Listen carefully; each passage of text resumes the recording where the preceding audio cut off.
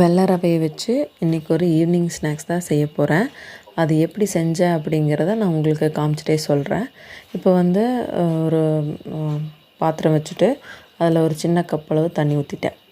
தண்ணி ஊற்றிட்டு அதுக்கு வந்து 1 ஸ்பூன் அளவு சால்ட் ஆட் பண்ணிட்டேன். அதுக்கப்புறமா 1 1/4 ஸ்பூன் அளவு சால்ட்டு, அதுக்கப்புறம் கொஞ்சமாக ஆயில், அதுவும் 1 ஸ்பூன் அளவு. 1 ஸ்பூனும் கொஞ்சம் கம்மியாக கூட நீங்கள் ஊற்றிக்கலாம். நான் 1 ஸ்பூன் போட்டு நல்லா அதை மிக்ஸ் பண்ணி விட்டேங்க. நல்லா மிக்ஸ் பண்ணி விட்டுக்கணும். அதுக்கப்புறம் அது வந்து அந்த தண்ணி பாருங்கள் லைட்டாக கொதிக்க ஆரம்பிச்சிச்சு. நல்லா கொதித்ததுக்கப்புறமா நம்ம எந்த கப்பில் தண்ணி அளந்து எடுத்துட்டோமோ அதே அளவு வெள்ளை ரவையை போட்டு நல்லா மிக்ஸ் பண்ணி விட்டுக்கிட்டேன். நல்லா மிக்ஸ் பண்ணினதும் அது என்ன ஆகும்னா லைட்டாக வெந்து கட்டியாகும். சரிங்களா? ஸோ நல்லா மிக்ஸ் பண்ணி விடுங்க. நல்லா மிக்ஸ் பண்ணி விட்டோன்னா இந்த மாதிரி கன்சிஸ்டன்சியில் வந்துடும். இது வந்து கை பொறுக்கிற சூட்டில் வந்து லைட்டாக கையில் நம்ம எண்ணெய் தடவிக்கலாம்.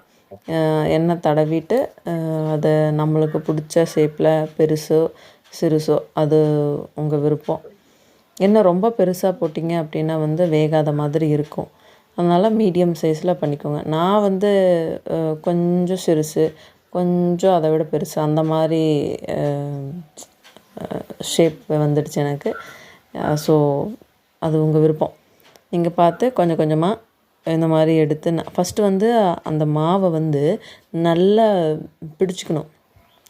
இப்போ நம்ம கொழுக்கட்டை இல்லைன்னா பிள்ளையார் பிடிக்கிறதுக்கு எப்படி நல்லா போட்டு நல்லா கையாலேயே இது பண்ணி விடுவோம் இல்லைங்களா, அந்த மாதிரி நல்லா பிடிச்சிக்கணும். அதுக்கப்புறமா ஷேப் கொண்டு வரணும். சரிங்களா? அப்போ ஓரளவுக்கு வரும். ரொம்ப மோசமாக இல்லாமல் ஓரளவுக்கு வரும் நீட். சரிங்களா? ஸோ அப்படி நல்லா எல்லா மாவையும் நல்லா உருண்டையாக பிடிச்சி வச்சுட்டு சைடில் வந்து நான் எண்ணெய் காய வச்சுட்டேன். சரிங்களா? ஸோ நான் எப்படி பிடிச்சேன் அப்படிங்கிறத நான் உங்களுக்கு காமிக்கிறேன். நல்லா பார்த்துக்கோங்க. இது வந்து ரொம்ப டீசெண்டான ஒரு ஸ்நாக்காக இருந்ததுங்க. ரொம்ப அல்டிமேட்டு சூப்பர் ஆசம் அந்த ரேஞ்சில் கிடையாது. பட் டீசெண்டான நல்லாயிருக்கும். ஸோ ரொம்ப மோசமாக இருக்காது. வெளியே வந்து நல்லா கிறிஸ்பியாக இருக்கும். உள்ளே வந்து கொஞ்சம் சாஃப்டாக அந்த ரவையோடது நல்லா வெந்து நல்லாயிருக்கும். நீங்கள் சாப்பிட்டு பாருங்கள், அப்போ தான் தெரியும். ஸோ சைட்லேயே நான் வந்து எண்ணெய் காய வச்சுட்டேன். அதனால் இருக்கிறத போட்டுட்டேன். ஸோ எனக்கு வந்து டீசெண்டாக நல்லா இருந்தது. எனக்கு பிடிச்சிருந்தது, என் பொண்ணுக்கும் பிடிச்சிருந்தது.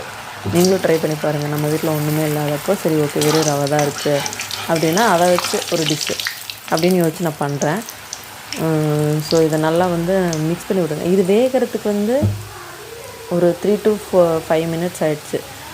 4 மினிட்ஸில் வெந்துடும். அவ்வளோதான். 5 மினிட்ஸுக்கு மேலே வச்சிங்க அப்படின்னா வந்து அது வந்து என்ன ஆகிடும்னா கருகி போயிடும்.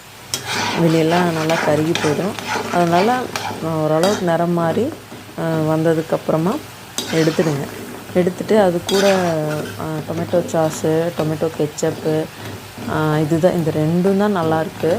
நான் வந்து எங்கிட்ட என்ன இருந்ததுன்னா டொமேட்டோ சாஸு, டொமேட்டோ கெச்சப்பு, அதுக்கப்புறமா மைனஸ், அதுக்கப்புறம் இந்த தந்தூரி மைனஸு, இந்த 2மே இருந்தது. அப்போது இந்த டோட்டலாக இந்த 4யுமே வச்சு ஃபஸ்ட்டு நான் சாப்பிட்டு பார்த்தேன் எது கூட நல்லாயிருக்கு அப்படின்னு.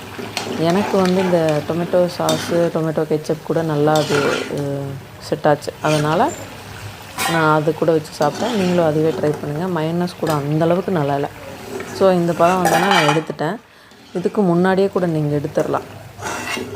இதை எடுத்து ஃபஸ்ட்டு ஒரு கல் எடுத்தோன்னே நான் ட்ரை பண்ணி பார்த்தேன். எனக்கு ஓகே. சூடாக சாப்பிட்டீங்க அப்படின்னா டேஸ்ட் தெரியாதுங்க. சரிங்களா? இது வந்து ரொம்ப நியூட்ரலான டேஸ்ட்டு. நான் இருக்கிற மிச்சத்தையும் போட்டுட்டேன். ஸோ சைடில் வந்து எங்கிட்ட என்னென்னலாம் இருக்கோ அதெல்லாம் வச்சு நான் சைடில் அப்படியே சாப்பிட்டேன். அப்புறம் வெறுமனே இருக்கு இல்லைங்களா, இது எண்ணெயிலலாம் போடாமல் பாருங்கள். நான் tandoori minus, tomato ketchup, tomato sauce, இந்த 4யும் வச்சு ட்ரை பண்ணேன். எனக்கு வந்து இந்த டொமேட்டோ சாஸு, டொமேட்டோ கெச்சப் கூட தான் பிடிச்சிருந்தது. அப்படியே அந்த எண்ணெயிலலாம் போடாமல் உருண்டை பிடிச்சி வச்சுருந்தேன் இல்லைங்களா, அதை அப்பப்போ அப்படியே எடுத்து சாப்பிட்டேன். அதுவும் நல்லா தான் இருக்குது. எப்படி இருக்குங்க சாரு? சரி சாப்பிடுங்க.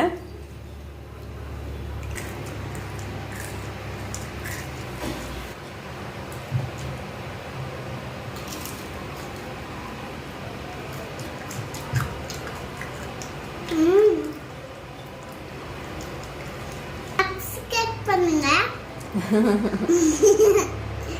Okay okay.